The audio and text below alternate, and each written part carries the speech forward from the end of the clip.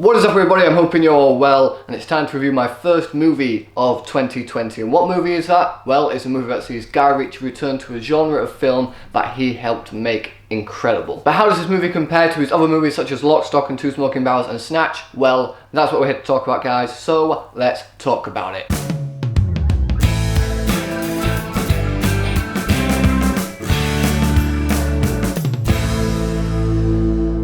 The Gentleman. So The Gentleman, as I said, is the latest movie to be directed by Guy Ritchie, who seems to return to the British crime films that he was known for back in the day. It's the same genre of movie that helped break him into stardom really, and now he's gone on to direct big blockbusters such as Sherlock Holmes and Aladdin, but he seems to have taken a step back from those and go back to his roots. I have to say, from the way the movie is helmed, it was an excellent choice on his part. He directs this movie incredibly. All of his Guy Ritchieisms that you'd expect to see in a movie like this are ever present in this film. From the quick and witty dialogue to the interweaving stories that all come together towards the climax of the film, and even the dynamic and the hilarious banter between the characters that you'd come to expect from any other Guy Ritchie film, this definitely sees a return to form for him. I did think he did a fantastic job, not only writing but also directing this movie. And the cast all seem to have a good time with it as well. Matthew McConaughey plays Mickey Pierce, who's an American who has immigrated to London and has built this massive marijuana empire, but when he himself has decided that he wants to take a step back and retire, that brings all the other gangsters around him who know him and know what his empire is worth, fighting for his fortune by plotting up some schemes to try and take it away from him by force. That is essentially the plot of this movie, and as I said, Matthew McConaughey plays Mickey Pierce, the guy who's having all these people come after him,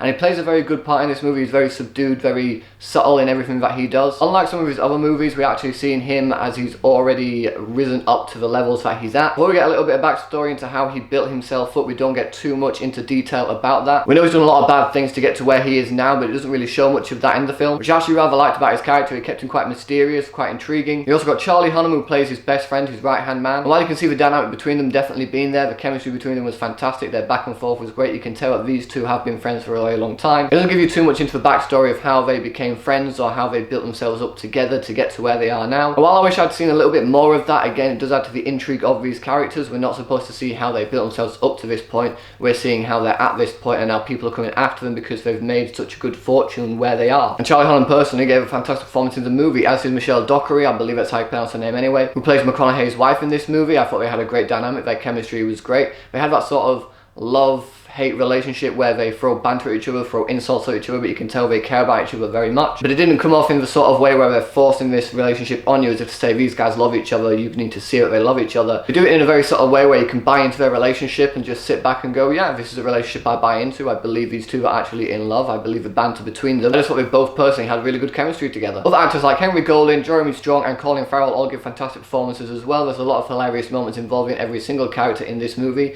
as well as some very serious and tense moments here and there as well. But my favourite character in this movie, without a doubt, was 100% Hugh Grant. I thought he was fantastic in this movie. I thought he was hilarious. He's a very conniving, slimy character. I won't go into too much detail about his character because the trailer doesn't reveal much about him or the movie itself, which I'll talk about in just a second, but I found him so entertaining in this film. His back and forth with Charlie Hunnam, in which he shares most of his scenes, is incredible. And I personally wasn't expecting to like him as much as I actually did in this film. I thought it was hilarious. And like I mentioned, the trailer doesn't give anything away about this movie, especially the way the movie is told, which I won't spoil for you guys, but personally, I loved it. I thought it was fantastic. I thought it was a great way to get these characters introduced and show what's going on. It helped with the pacing when going back and forth between certain scenes. And yeah, sure, while there are some scenes that you do feel are a little bit out of place upon your first watch, when it comes to the end and the climax of the film, everything circles around and comes together and all makes sense. Having said that though, some scenes do start to drag on a little bit and you do wish that the pacing had picked up here and there. It doesn't drop to the point where you're bored. I never found myself bored throughout this movie, but I did find certain scenes going on for a little bit too long. The movie itself runs in just under 2 hours, I believe. So it is a long movie, but the pacing is quick enough to keep you entertained throughout the entire runtime. Despite a few little hiccups here and there and scenes that just drag out a little bit too long. But other than that, guys, I had a really good time in this movie. I thought it was hilarious. I thought it was action-packed. I thought it was quite thrilling. All the actors seemed to have a really good time playing their characters. All the performances were good. The story was genuinely intriguing and interesting. And while there were a few characters' backstories I'd like to have seen fleshed out just a little bit more, and like I said, a few scenes that just went on just a little bit too long, I personally see this as a return to form by Guy Ritchie. He did an incredible job helming this movie. I thought it was fantastic.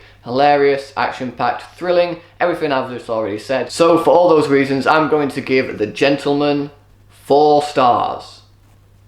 So, The Gentleman, have you guys seen it yet? What did you guys think about it? Whatever your thoughts are, let me know in the comment section below. Thanks to those for watching, guys. If you like this video, please give it a thumbs up, share it with your friends, and if you want to see more videos just like this one, then subscribe to my channel for more. Thanks again for watching. You guys are awesome, and I will see you all in the next video.